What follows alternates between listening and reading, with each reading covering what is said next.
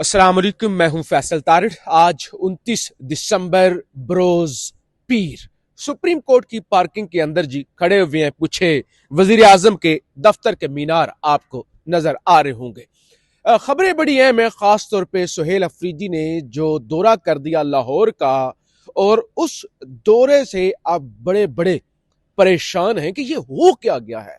इतना वक्त लगा के, इतनी मेहनत करके एक खौफ की फिजा पैदा की थी, अब तो खौफ के बुत टूट गए।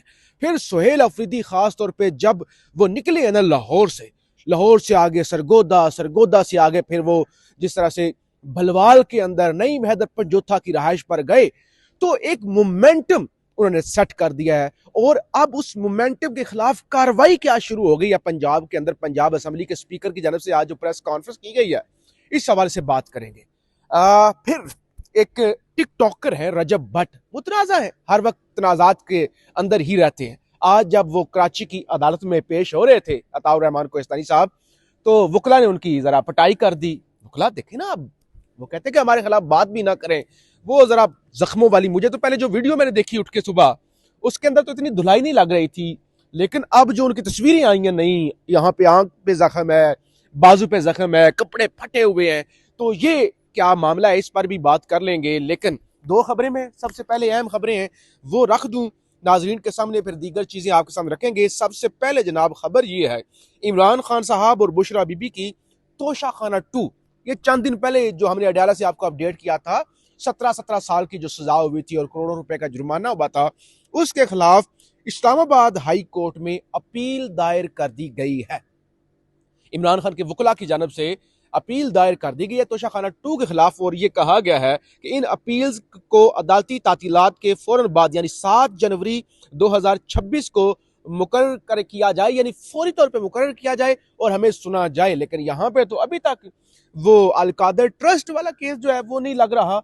मामूली नौयत के जो तोशा खाना 2 में बरीयत वाला मामला था, वो वाला अभी तक केस नहीं लगा, तो फिर ये क्या लगेगा। दूसरी चीज, आलिया हमजा चीफ ऑर्गेनाइजर पंजाब, उनकी जानब से कॉल दे दी गई है कि कल सब अडयाला पहुंचे, बल्कि मेरे पास वो मुकम्मल तफसील भी है कि किन किन को बुलाया गया है। क्योंकि देखिए, फिर कहते हैं कि केपी वालों की बारी थी, पंजाब वालों की बारी नहीं थी, फलाने की बारी थी, तो फिर लोग अडयाला कम पहुंचते हैं। हम फिर वीडियो करें तो फिर लोग कहते हैं जी प्रोपेगेंडा हो रहा है। बहरहाल अडयाला जेल कल की कॉल है।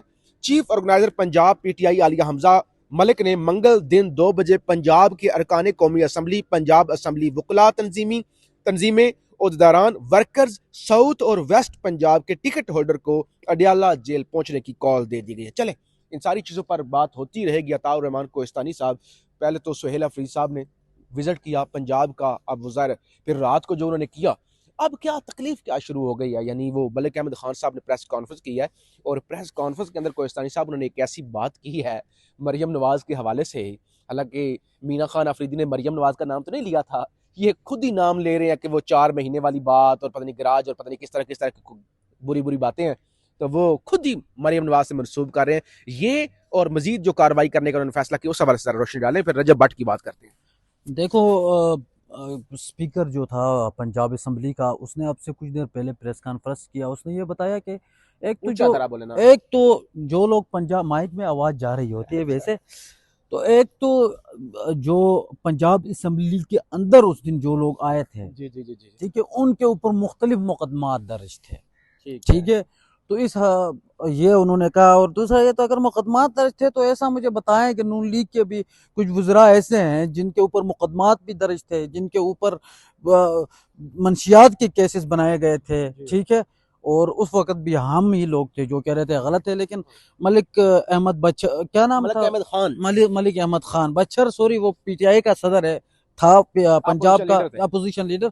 मेरे दिमाग में वही बंदा आ रहा है क्योंकि वो अडियाला 1-2 दफा आया है, तो इसीलिए। अच्छा। तो मलिक अहमद खान ने जो है ये बताया। इसके ऊपर शफी जान साहब जो है, उन्होंने भी एक रद्दअमल दिया है, और बड़ा लंबा चौड़ा रद्दअमल दिया है। मैं थोड़ा सा आपको पढ़ के दिखाऊंगा। उन्होंने कहा है कि जो पंजाब असम्बली को मासी का घर कहने वाला, खुद आइन मासी पंजाबी में खाला को कहते हैं। जी जी जी, का घर कहने वाला, खुद आइन, जमहूरियत और मेहमानों का एहतराम भूल गया था। और ये बात तो इन्होंने गलत तो नहीं की है। हाँ। ठीक है, और आप देखें रात को एक वीडियो आपने देखी थी, रात को एक वीडियो आपने देखी थी जिसमें सुहेल अफरीदी बच्चों को बचा रहा होता है हाँ, पुलिस से, यस वो आपने देखा है ना। देखिए। तो वो पुलिस से बचा रहा होता है और वो पुलिस कहती है नहीं नहीं ये आपको मारेंगे, तो वो कहता है ये मुझे मारे लेकिन आप इनको ना मारना।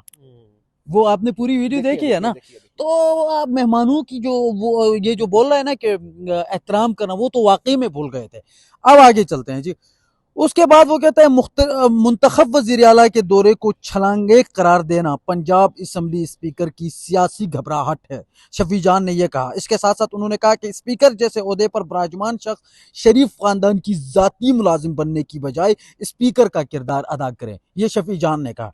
इसके साथ साथ उन्होंने कहा कि स्पीकर पंजाब असम्बली में 9 मई का वावेला करके नून लीग की सियासी इंतकाम को छुपाने की नाकाम कोशिश की।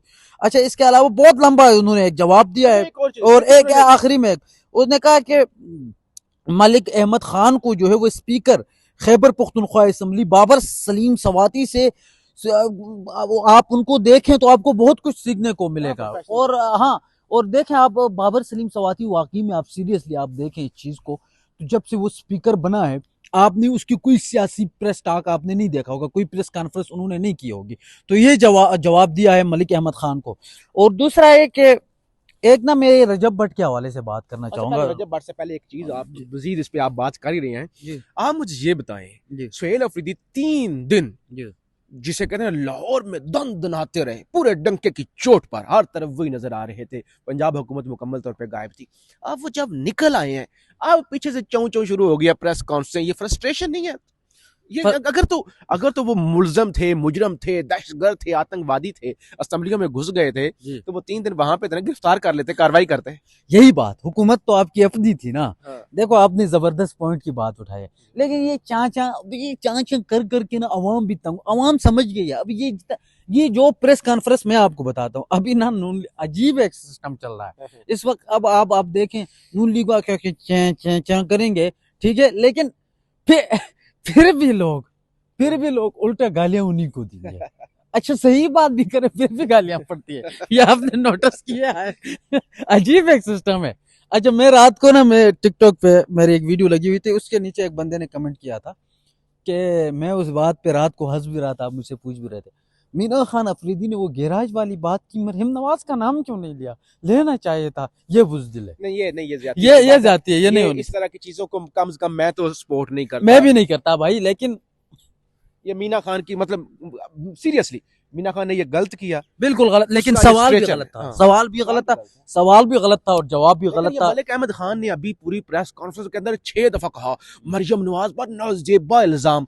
ओ भाई, तुम मरियम नवाज नाम तो नहीं लिया उसने। भाई, उसने नहीं नाम लिया ना, और तुम खुद पूरी वो जैसे कहते हैं पंजाबी में ब्याह करना बात का, पूरी शादी उसकी कर रहे हो, पूरे तुम एक ढोल के मरियम नवाज की बात हो रही थी, वो सारा इल्जाम मरियम नवाज पे था, नाम तो नहीं लिया। और उसने बाद में इसके ऊपर बताया भी है कि मैंने तो किसी का नाम नहीं लिया, अगर कोई बंदा खुद से को जोड़ना चाहते उससे तो मैं नहीं रोक सकता। रजब भट्ट के हवाले अच्छा, रजब भट्ट बेचारे जहाँ पे भी जाता है पिट जाता है। अब रजब भट्ट जाता है ढकी हो, ये बेचारों को जहाँ पे भी आप, वो जो वकीलों ने एक नानी वाला है, नदीम नानी वाला, वो फिशर अफजल मरवत साहब करके, कौन सी इसकी नानी को क्या हुआ, तो वो बचा रहा था बेचारे को।